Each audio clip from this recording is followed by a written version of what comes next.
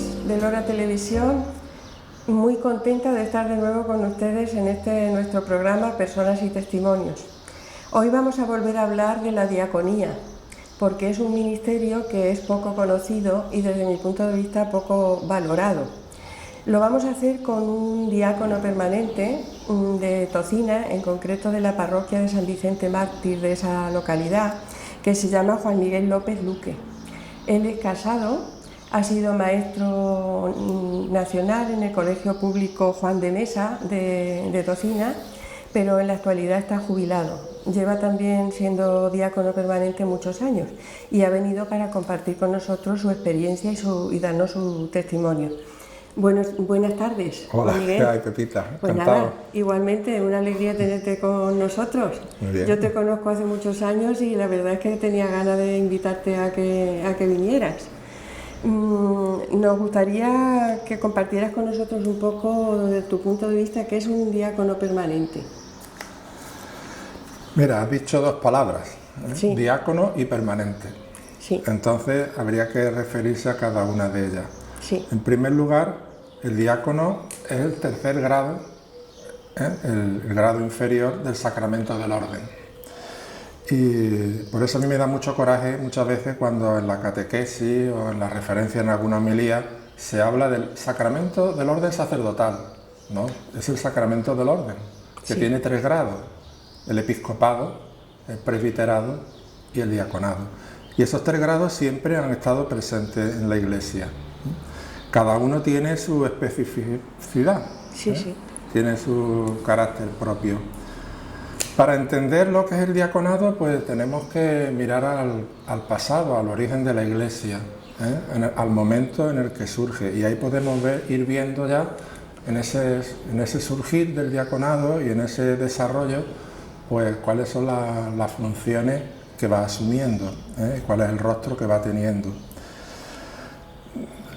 Si miramos los Hechos de los Apóstoles, vemos testimonios que nos llenan, pues, de mucha emoción, de las primeras comunidades que viven entregadas a la oración, a la celebración de la Eucaristía y además viviendo muy sinceramente la caridad, compartiendo los bienes, de manera que se pone de manifiesto que la gente, los que tienen bienes, los ponen a los pies de los apóstoles y después ellos los distribuyen y los hacen llegar a los miembros necesitados de la comunidad. Porque evidentemente los que participan en la realidad espiritual, pues también tienen que participar en la realidad material, ponerlo en común. Enseguida surgen los problemas, y es que los apóstoles no pueden con todas estas tareas. Ellos se tienen que dedicar al ministerio de la palabra, se tienen que dedicar a la oración, se tienen que dedicar a la atención a los pobres. Y enseguida surgen problemas, concretamente con el grupo de las viudas de los cristianos de origen griego, me parece que era.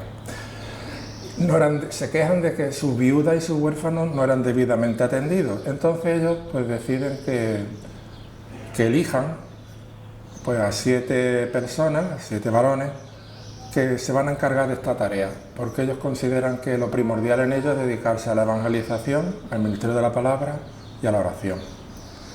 Y entonces es como surgen los diáconos.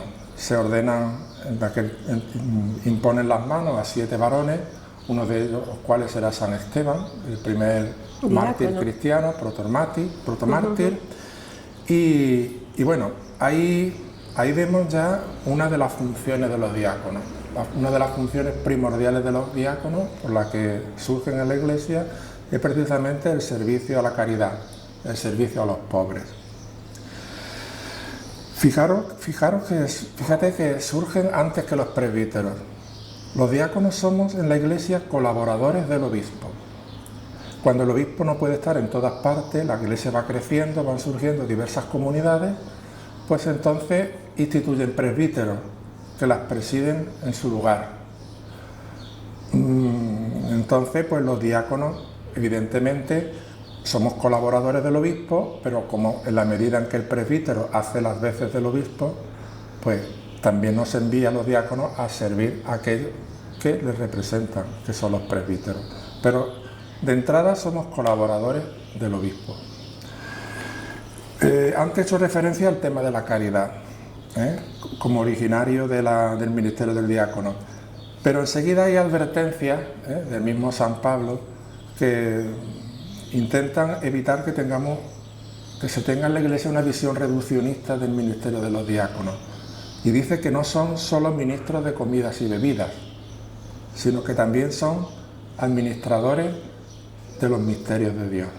También ellos están al servicio de la palabra y están al servicio de la liturgia, no solo de las mesas y de la caridad, aunque sea algo importante. Es muy interesante la figura que aparece también en los Hechos de los Apóstoles, uno de los 7, el diácono Felipe, que tenía 4 hijas, dice que eran profetisas, que es conocido como el misionero ambulante. Él, después de la persecución que hay en la iglesia de Jerusalén, pues él va predicando, anunciando el Evangelio. Incluso hay un episodio que también aquí se pone de manifiesto, otra de las tareas del diácono, que es el bautismo, en la que el Espíritu, que está pujante, ¿verdad?, en estos inicios de la iglesia, lo lleva junto a un eunuco, ministro de la reina Candace, que va leyendo en su litera la palabra de Dios, concretamente el libro donde habla del siervo de Yahvé. Y él le pregunta, ¿entiendes lo que lees? Y entonces le contesta, ¿cómo lo voy a entender si nadie me lo explica? Le invita a subir a la litera, le va hablando, va relacionando a ese siervo de Yahvé con Jesucristo, le anuncia a Jesucristo, y después dice, bueno, cuando él ha creído ese anuncio que le ha hecho Felipe, dice que impide que pueda ser bautizado. Aquí hay un río, bueno, pues se baja y Felipe lo bautiza. Ahí tenemos ya otra vertiente que tiene que ver pues con lo que decía antes de ese diácono que es administrador de los misterios de Dios y que por tanto también está al servicio de la palabra y de la evangelización. Fíjate que en el rito de ordenación de lo que nos hace entrega el obispo es del evangeliario. Y las palabras preciosas, que yo las tengo grabadas y escritas para no olvidarlas nunca, dice, recibe el evangelio de Cristo, del cual has sido constituido mensajero. Convierte en fe viva lo que lees, y lo que has hecho fe viva, enséñalo, y cumple aquello que has enseñado. O sea, tenemos que anunciar el evangelio, el evangelio, pero también desde la coherencia de vida. Si no hay una coherencia de vida, lo que decimos no tiene credibilidad. Sentido, claro. No tiene credibilidad. Esta labor importante del diácono como ministro de la palabra en la predicación, en el anuncio, llega a la homilía. De manera que hay también en la historia de la Iglesia, en los primeros siglos, un diácono, ahora mismo no sé decirte el nombre, pero una figura importante de la Iglesia, un diácono al que el obispo, que evidentemente también él no puede tener todos los dones, ¿verdad?, pues el pobre en el ministerio de la palabra pues no se le daba bien, y el mismo obispo encargaba el ministerio de la homilía a su diácono. Sí. Bueno, para que veamos la importancia y el peso que tiene esto. ¿Se puede decir que todo esto es en lo que consiste la espiritualidad del diácono? Hay más cosas. Mira, en el catecismo de la Iglesia Católica hace referencia a una epístola de San Justino en la que viene otra dimensión. Te he dicho que el diácono aparece como al servicio de los pobres, pero también al servicio de los enfermos. De ahí nuestra vinculación de nuestro ministerio, fuerte vinculación, no solamente con Cáritas, sino con la pastoral de la salud.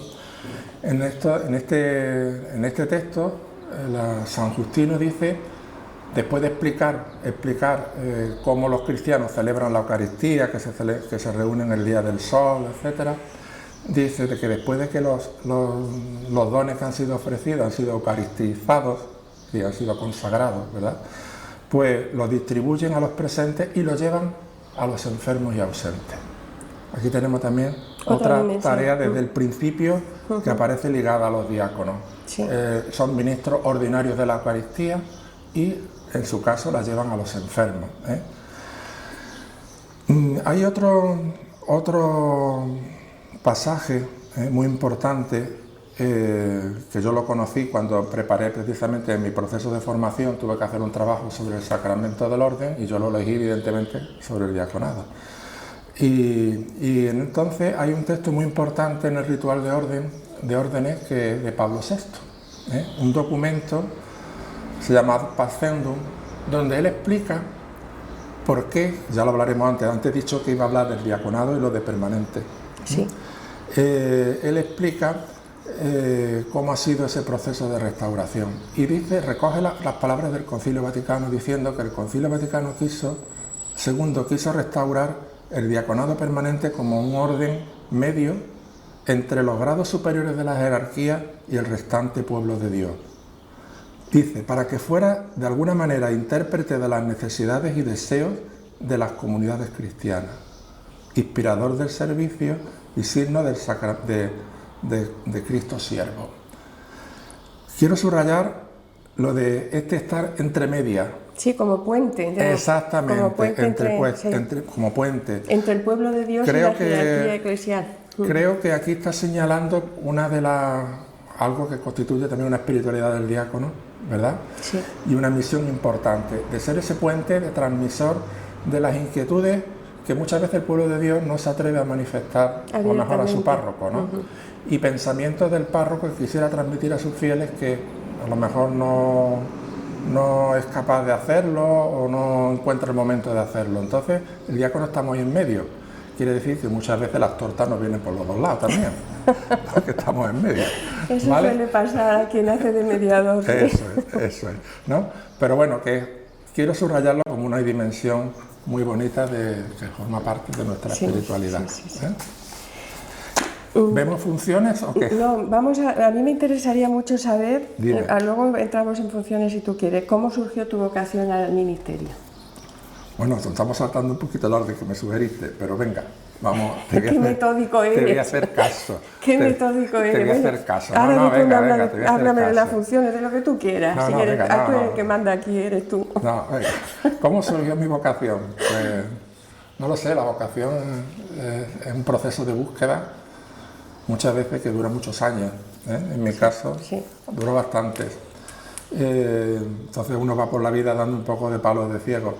Lo que sí es cierto que yo sentía en mi interior un deseo de una consagración más estrecha al Señor, de prestarle en su iglesia un mayor y mejor servicio y que fuera a su vez compatible con la vocación al matrimonio y la familia.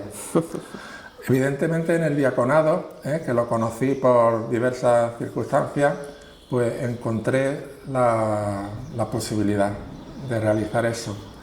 Y al mismo tiempo la llamada. ¿Ya eras casado cuando...? Sí, ya estaba casado, ya tenía cuatro hijos, y bueno, en aquel momento, cuando me ordeno, soy el diácono más joven de la diócesis, o por lo menos el que tiene los hijos más pequeños.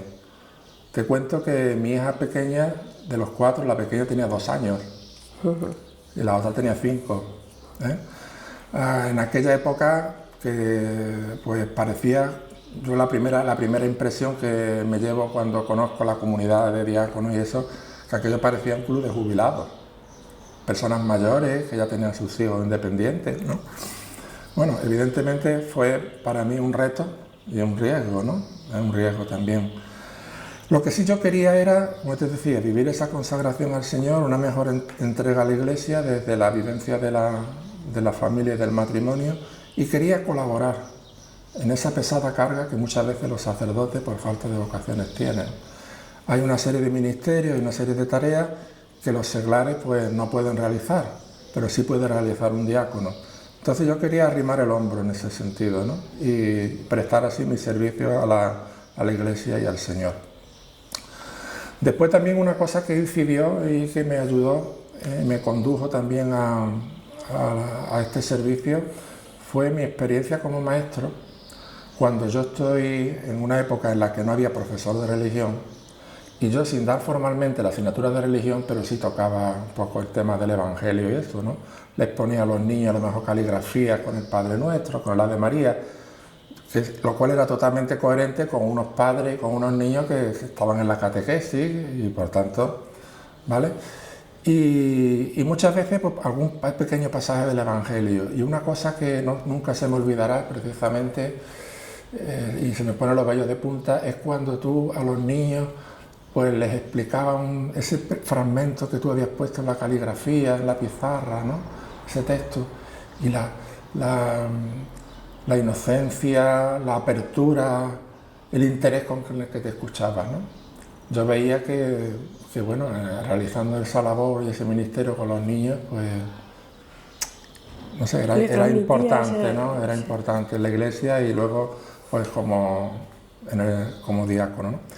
Después también veía en el diaconado, la vocación al diaconado, pues era una ocasión también para ser un testimonio ante los demás, ante mis hijos primero, de entrega, y que, bueno, que cuando ellos vieran y los demás vieran, bueno, pues esta persona con tan pocos dones, tan pocas cualidades, con tan eso, es capaz de llegar aquí y de prestar este servicio y eso, yo, ¿por qué no? ¿No? Fíjate, a ver si la gente se anima a ser diácono, a consagrarse en algún servicio a la iglesia, como presbítero, yo qué sé, ¿no? Sí, sí. Bueno, pues un poco todo eso, ¿no? Un poco todo eso. Pues no tiramos. Pues nada, tú me ibas a hablar antes de las funciones del diaconado. Sí. Y un poquito me interesaría saber esas funciones, cómo tú las has ido desarrollando y cómo las desarrollas en la actualidad, en fin. Sí, bueno, pues mira, no te he dicho una cosa antes también, que se nos ha pasado, lo de permanente. Sí, pues dímelo. Lo de permanente, creo que es importante. Diácono permanente, lo de permanente viene en el sentido de que los que somos ordenados diáconos nos quedamos ahí, como diáconos toda la vida. A diferencia de los que son diáconos transitorios, que se llama así, que son los que reciben el diaconado como un paso previo y anterior a la ordenación de presbítero. Formaría parte de la carrera eclesiástica. Sí.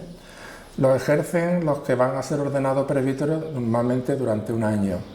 En cambio nosotros los permanentes nos quedamos ahí.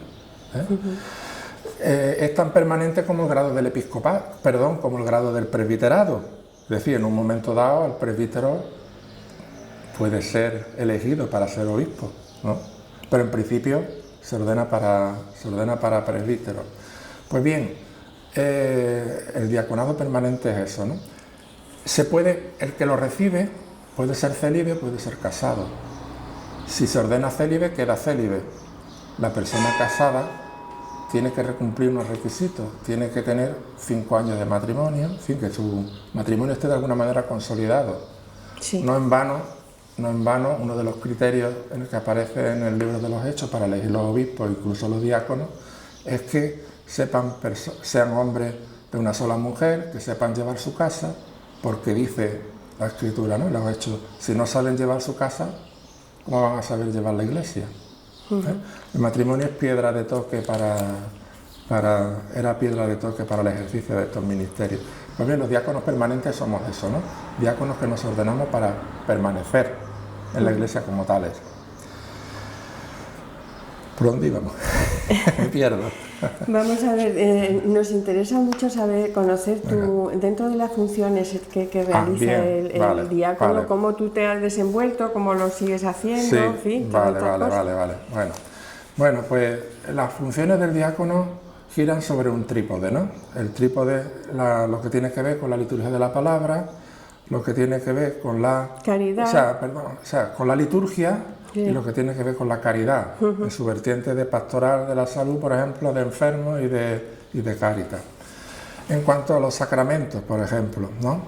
En cuanto a los sacramentos, pues, bueno, yo siempre he huido y me ha dado miedo ese espíritu de funcionario, en el peor sentido de la palabra. Tú has sido funcionaria en tu trabajo, yo he sido funcionario en el mío, pero hay un sentido peyorativo, ¿no? Como de alguien que pasa ahí. Creo que lo entendemos. Sí, que hace las cosas porque hay que hacerlas, ¿vale? Creo que lo entendemos, ¿no? Sí. Sin poner el corazón en ella y sin espíritu de servicio, sino para salir del paso y cuanto antes. Eso siempre a mí me ha horrorizado. Y entonces yo he intentado evitar eso e involucrarme y dejar el reloj a un lado e intentar sacar partido a eso que es una oportunidad para Sí. la evangelización. Concretamente, en cuanto a los sacramentos, pues me ha tocado celebrar muchos bautizos, prepararlos en las reuniones de los cursillos, me ha tocado celebrar matrimonios, prepararlo también en cursos de matrimonio,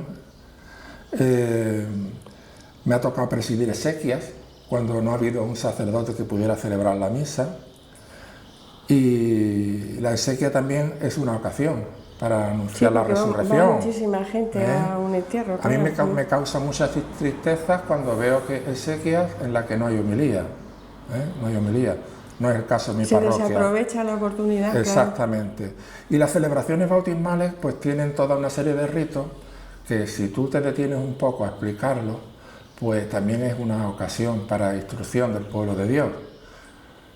No sé si tú has vivido muchas veces esas situaciones de bautizos donde hay mucho jaleo, mucho ruido.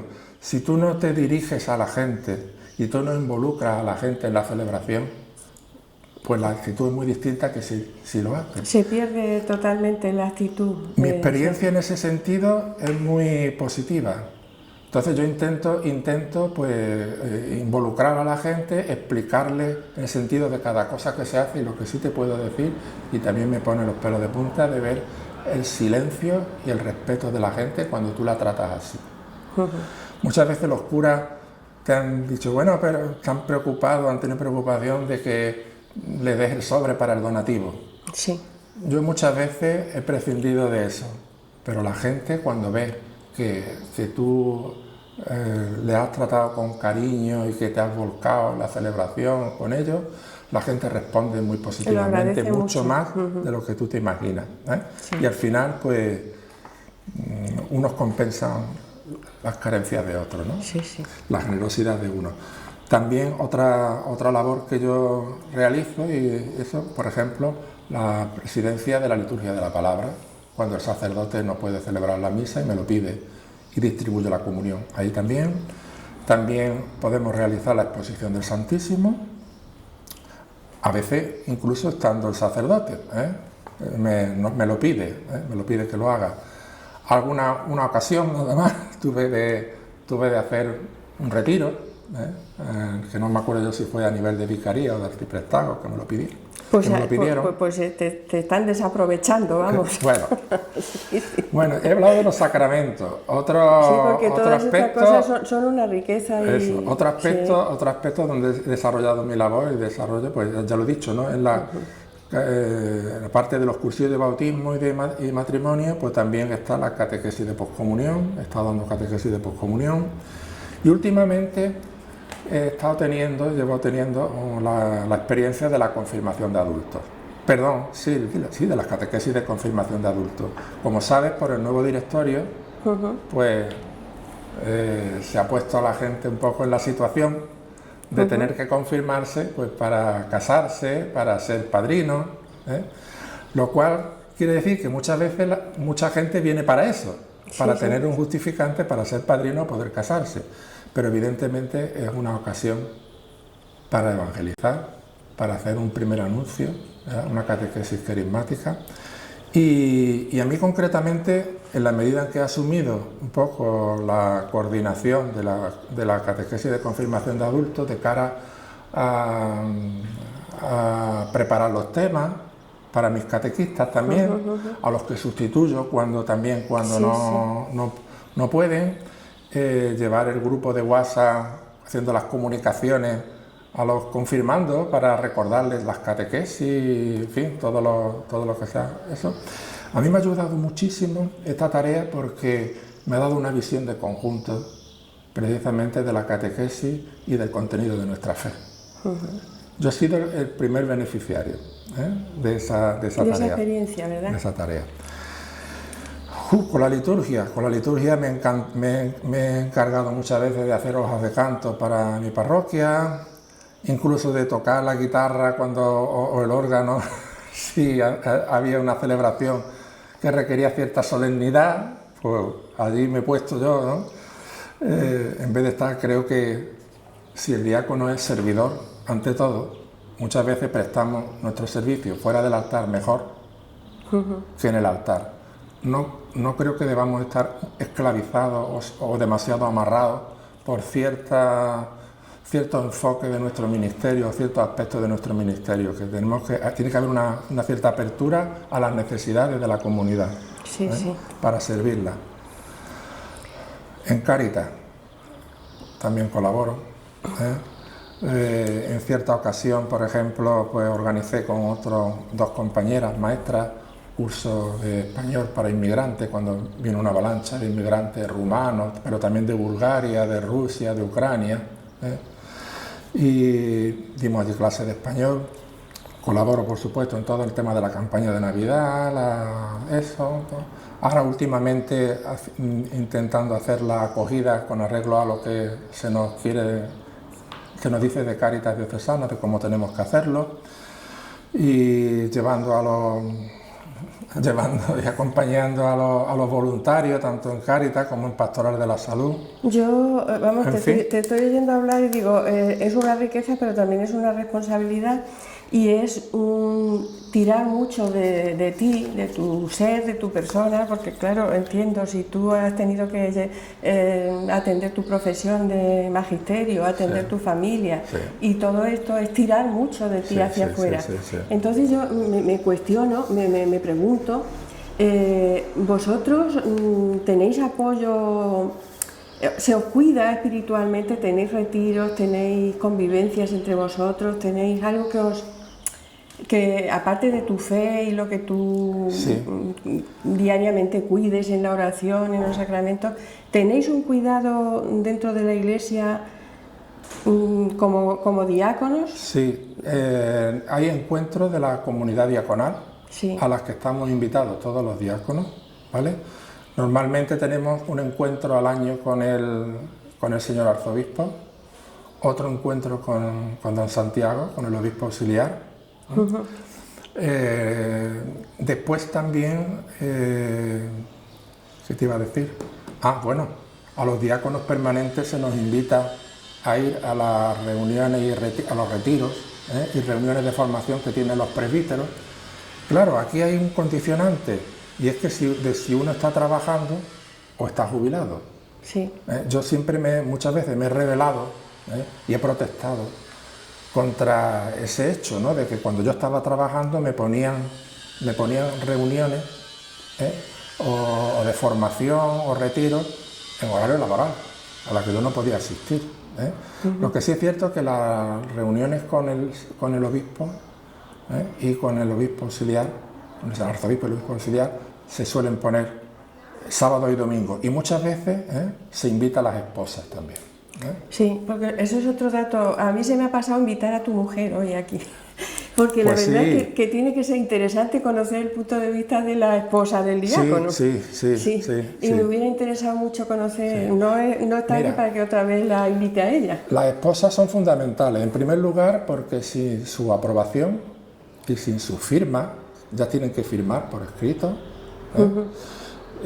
no seríamos diáconos, ¿vale? Yo conocí incluso una experiencia muy dolorosa, quizás hubo falta de diálogo en el matrimonio, no lo sé, pero que un compañero que hizo todo el proceso formativo, llegó prácticamente a las puertas del retiro de cara a la ordenación, y al final la mujer dijo que no firmaba. Entonces, es fundamental la colaboración de la mujer. Tiene que haber por parte de ella una gran generosidad. Después también una cosa porque a ella también se le reúne, se tiene unas charlas con ella antes, y ya te he dicho que hay momentos en que hay encuentros también en los que asisten las esposas. Se habla mucho de familia diaconal. Sí. Evidentemente tiene que haber ahí un arropo y un acompañamiento de la mujer y de los hijos. Es mayor sacrificio para la esposa, porque yo, no sé, mi mujer trabaja, además, entonces llega un sábado, el sábado es el día de más actividad en la iglesia, ¿verdad? Boda, bautizo, etcétera, etcétera, y el sábado para ella, pues hay que ir a la pescadería, a la carnicería, al supermercado, hay que preparar comida para el resto de la semana, etcétera, etcétera, y uno no puede estar totalmente ausente, ¿no?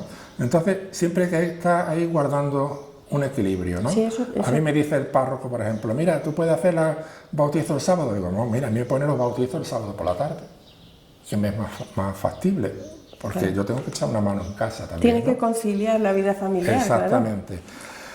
Yo tengo la suerte de que tampoco tengo una esposa que sea muy exigente, en el sentido de que, no sé, te puede, y está en todos sus derechos, ¿no?, de que la lleves al cine más de lo que la lleves de paseo más que la llevas, o te tomes más cervezas con ella de las que te tomas, claro, en un bar, ¿no? Como muchas veces veo yo, muchas veces voy a llevar la comunión los domingos y tú ves a la gente legítimamente, ¿verdad?, es normal, pues después de misa, pues se van a ir al bar a tomarse sus cervecitas, y yo estoy llevando la comunión ahí hasta las 2 de la tarde. A los enfermos. Y mi mujer está en mi casa, ¿no? Entonces, evidentemente hace falta una disposición de servicio y de sacrificio. Y un gran sentido, comprensión y sentido de cristiano, porque de otra manera, pues no... Es un sacrificio. Yo creo que la diaconía en ese caso casi que se comparte, porque... Sí. Entonces, sí.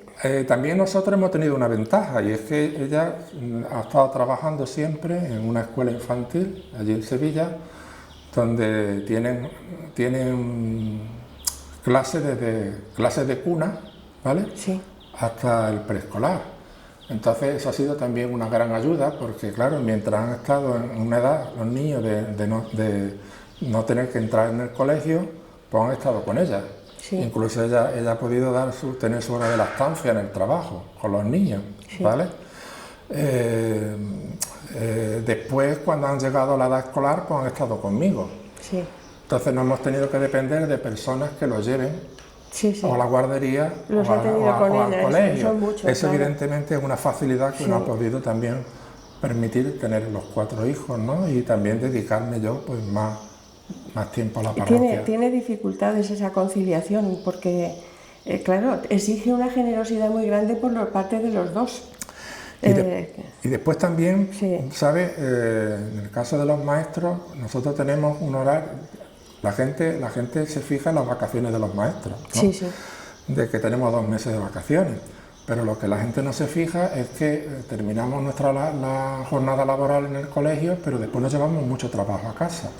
Y sobre todo, si tú quieres, además, en tu trabajo, pues renovar, servir mejor a tus alumnos, buscar nuevos caminos, como en mi caso me pasó, que en aquel momento pues inicié todo un proceso de informatización de las actividades, en fin, no quiero entretenerme en esto, ¿no?, pero que me dedicaba muchas horas.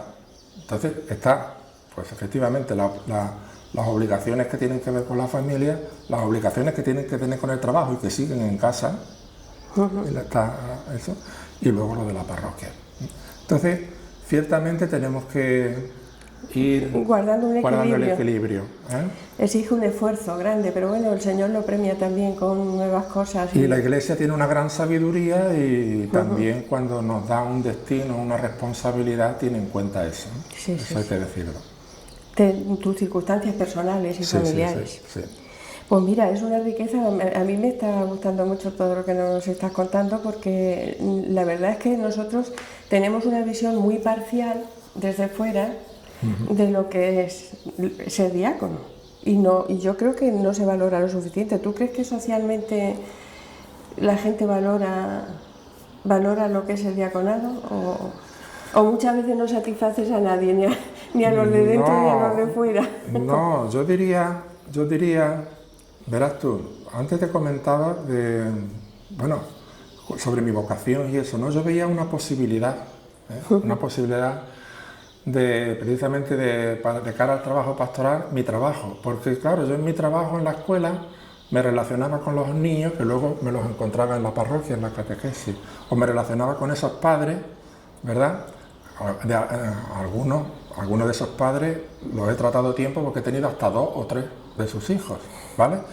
Entonces era una posibilidad, ha sido siempre una posibilidad pastoral, en la parroquia. No es lo mismo si vas a la parroquia y no la conoces de nada, que ya tienes esa experiencia y ese trato. A mí eso me ha servido mucho. Se me ha ido un poco la pregunta. La pregunta era que si tú ves que socialmente Sí, se valora sí, poco lo que sí. es la... Yo la experiencia que tengo, vamos a ver, aquí habría que hablar un poco cómo se valora de la sociedad y dentro de la iglesia entre los presbíteros y la gente, ¿no? Y los fieles, ¿no? Hay de todo, ¿eh?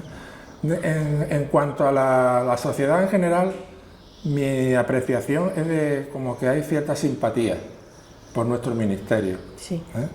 Hay una cierta una opinión positiva, sin conocerlo demasiado a fondo, ¿no? Pero bueno, en el conocimiento que la gente va quizá por tu teniendo. relación de persona a persona. Eso es. Sí. Después, en cuanto a los presbíteros, pues hay de todo. Hay diáconos que han tenido que marchar a otra parroquia, porque en su parroquia no han sido aceptados. No han sido aceptados como aspirantes, han puesto problemas, expresiones como yo, ¿por qué tengo que cargar con un diácono, por ejemplo? Diáconos, ya te digo, que han tenido que irse una vez ordenado a otra parroquia porque no les dejaban desplegar su ministerio. En mi caso no ha sido así nunca, ¿eh? A mí, yo he tenido posibilidad de ejercer cualquier aspecto de mi ministerio. En estos 20 años que llevo, debo darle gracias a Dios y a los párrocos que nos han tocado, con los que he estado. Pero otros no han tenido esa suerte, ¿eh? Son situaciones muy dolorosas. Después, en el caso de los fieles, pues es estar en medio y durante muchos años, pues quiera que no, ayuda mucho, ¿eh? Tienes una complicidad y una confianza con la gente que pues bueno, pero también aquí hay su evolución, ¿eh? También aquí en este aspecto hay su evolución dentro de las comunidades, porque al principio el diaconado es algo nuevo, nadie conoce lo que es un diácono permanente.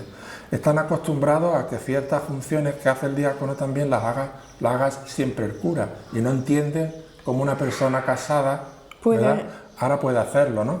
Y se han dado situaciones, ¿no? Se dan situaciones que además recuerdan mucho el Evangelio, ¿no? Y a mí, ¿por qué me va a casar el cartero? Por un diácono que era cartero, ¿no? Sí. Claro, te recuerda enseguida el Evangelio, ¿no? Dice, sí. Pero si este es el hijo del carpintero, si María y sus hermanos están aquí entre nosotros, el Evangelio puro, ¿no? Sí. Pero bueno, es muy humano, ¿no? Es muy humano. Sí. Esto es cuando hay un diácono, llega un diácono a una parroquia, esto es un organismo vivo y hay que integrarse paulatinamente, ¿no? Y hay experiencias, pues a veces al principio de desencuentro, luego eso pues va cambiando, sí. Yo he vivido mí mismo y otros compañeros también, pues eso, resistencia cuando han visto que iba a celebrar su matrimonio, y a mí, además, con razones de lo más peregrinos, como en cierta ocasión una persona dice, ¿y a mí? ¿Y cómo va a casar ya con mi hija y después va y se acuesta con su mujer? Y digo, ¿con quién querrá que me acueste? ¿Verdad? Bueno, sí, pero vamos, debajo de eso hay que leer pues ciertas concepciones del sacerdote como un ser angelical, sí, puro, y una cierta concepción sucia del matrimonio, de la sexualidad que mancha, y entonces no se coordina eso con el ejercicio de un ministerio sagrado, etcétera, ¿no?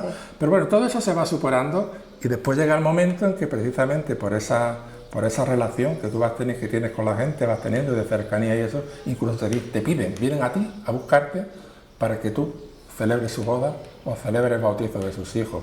Sobre todo que es la experiencia tan bonita que yo he vivido, que yo ya en estos 20 años pues he celebrado bodas, bautizos de alumnos y alumnas míos, y ese reencuentro, pues evidentemente es un motivo de alegría. Una experiencia muy gratificante. Muy bonita. Claro. Y llega el momento que ya está pues en la mitad de los álbumes familiares del pueblo. Sí, varias generaciones. ¿Sí? Porque además ha habido épocas en que los bautizos del sábado los he hecho yo, los del domingo los ha hecho el cura. Entonces, en la mitad de los álbumes seguro que está uno.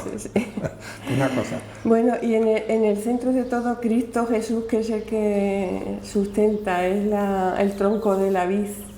Es el que te sirve de apoyo a ti, a mí, a todos. Claro. Del Evangelio de Jesús, a ti, ¿qué es lo que más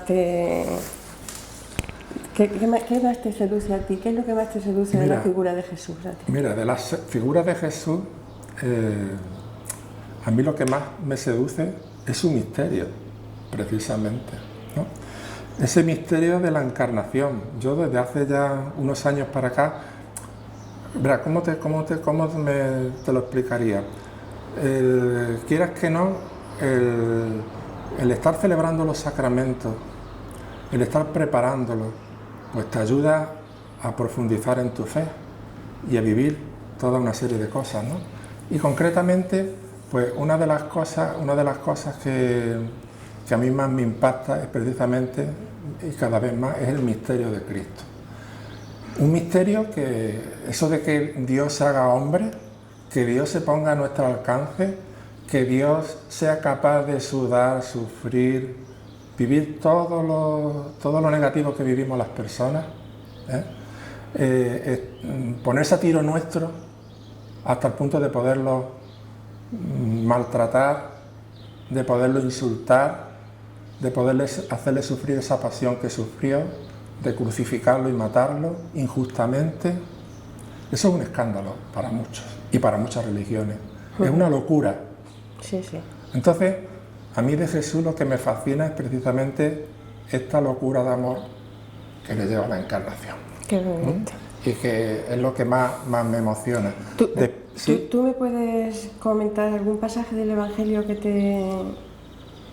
te llame más la atención a ti? Más que algún pasaje, yo diría sobre todo esas situaciones, esos pasajes, esas situaciones en los que manifiesta su compasión ante cosas evidentemente serias, como puede ser la muerte del hijo de una viuda, o un enfermo paralítico, o cosas aparentemente más banales, ¿no? Unos novios que se han quedado sin vino para celebrar y que van a quedar en ridículo en el día de su boda, ¿no? Esa compasión. Por otra parte, me fascina en Jesús todos esos pasajes donde Él pone de manifiesto su dolor por la dureza de corazón de los que le escuchan, por las actitudes legalistas, por las actitudes legalistas que ponen en tela de juicio el que Él cura a los enfermos, por ejemplo, en sábado. Y una de las cosas que más me maravilla, como maestro que soy, es precisamente ese ser maestro. Ese ser maestro que es capaz de llegar a lo esencial. En esas diatribas que tiene, lo que hace es ponernos en centro lo esencial, el mandamiento del amor a Dios y del amor al prójimo. Y ya que me hace referencia a un pasaje, pues a mí hay un pasaje que siempre me llena de emoción y además me sirve de reflexión y estímulo para la catequesis, sobre todo para el primer anuncio, el pasaje de la Samaritana. Ese pasaje de la Samaritana donde Él ofrece a la Samaritana, que tiene sed, manifiesta que tiene sed, ese agua viva que le va a dar y que es Él mismo. Nosotros en la catequesis estamos, y sobre todo ahora, en este tiempo en que estamos dando catequesis de confirmación a adultos y que es ocasión para suscitar muchas veces la fe, como el Papa Francisco dice, no la debemos de dar por supuesta la fe, en ningún caso, ¿no? Pues gran parte pienso yo, del éxito de la catequesis es entroncar con esa sed que tenemos que hacerle patente a la persona y hacerle descubrir, que a lo mejor ella no es consciente, esa sed que tiene, y la respuesta, ¿no? Sí. Esa sed se sacia solamente a Jesucristo. Sí. Entonces, ese pasaje de la Samaritana, como con pasaje concreto, es uno de los pasajes que más me impacta, ¿no? Bueno, Juan Miguel, pues ha sido un placer escucharte y la verdad es que ha sido una riqueza que compartas todo esto con nosotros. Es darnos algo muy bueno y muy gratificante. Se me han quedado muchas cosas en el tintero, así pues que cuando quieras hacemos hablamos. Otro programa. Cuando veas el vídeo de las cosas que no se han hablado. Pues sí. Pero por cierto,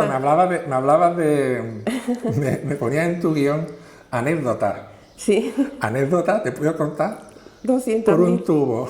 Bueno, pues cuéntanos una y ya con eso terminamos. Sí, porque pues mira, me está diciendo María del Mar que ya nos queda poco tiempo. Nos queda poco. Sí. Mira, una, te voy a decir dos, me vas a perdonar que te diga dos. Sí. Sí. Una, En cierta ocasión mi párroco se rompe la pierna, fue mi primer párroco con el que me ordené, don José Capita, se rompió la pierna con tan mala suerte que, bueno, las primeras comuniones pues las tuvo que presidir así sentado, con su muleta y eso. El corpus no lo pudo hacer, y aquí que me tocó a mí presidir la procesión, bueno, llevar al Santísimo bajo palio en la procesión del corpus. Una cosa insólita. Sí. Porque pero también un gran honor, ¿no? Y un gran honor. Sí. Un gran honor. Aquello fue algo inolvidable para mí. Y después, otra anécdota que me pasó no hace mucho. Te he dicho que esto del diaconado es una realidad que, como en un cuerpo vivo que estamos, pues hay que ir asimilando poco a poco. Al principio, cuando yo estaba en la escuela y al principio de los primeros años de mi ministerio, los niños me venían a mí, maestro, ¿a que tú eres cura? Y yo le decía que no soy cura, que soy diácono. Yo no puedo celebrar misa ni confesar. Y así muchas veces.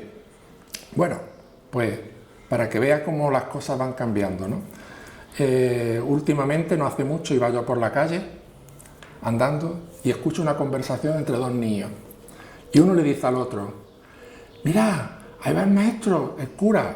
Y el propio niño le dice, que no, que es diácono. Digo, hombre, ya se van enterando. Algo hemos avanzado, ¿no? Algo hemos avanzado. Bueno, pues ha sido muy ilustrativo y muy bonito que compartas con nosotros tu ser, porque tú eres diácono y has compartido tu vida, un poquito de tu vida con nosotros.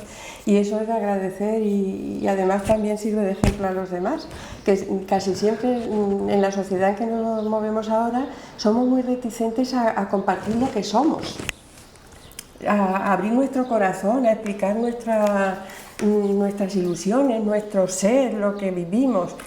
Cuesta mucho trabajo y la verdad es que te lo agradecemos muchísimo. Bueno, yo aquí, como yo sé que estoy con una gran amiga, pues sí, la verdad es que me resulta fácil. Me he olvidado de la cámara y todo. Claro, claro. Y me está gustando esto. Pues nada, otro día repetimos y hablamos de otro tema. Muy bien, como tú pues quieras, nada, a tu disposición. Tenemos que dar por terminado este espacio. Hemos estado muy a gusto. Esperemos que a ustedes les haya interesado de lo que hemos hablado. Si les parece bien y ustedes gustan, pues la próxima semana nos volvemos a encontrar. Muy buenas tardes y que lo pasen bien.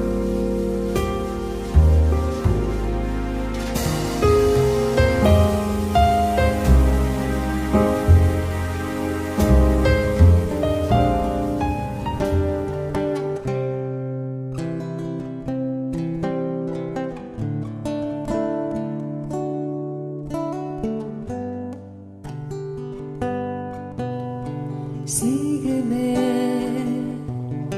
sin miedo,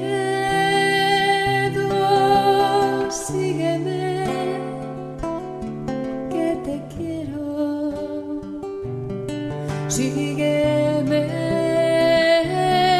sígueme, toma tu cruz, tus alegrías, toma tu vida y sígueme, sígueme. Sígueme, toma tu vida y sígueme. Si las dudas son tu cruz, ponlas en mí. Si los miedos pesan, cárgalos en mí. Yo seré tu fuerza, un refugio para ti. Déjame habitar tu vida, hacerte feliz. Sígueme sin miedo, sígueme, que te quiero. Sígueme.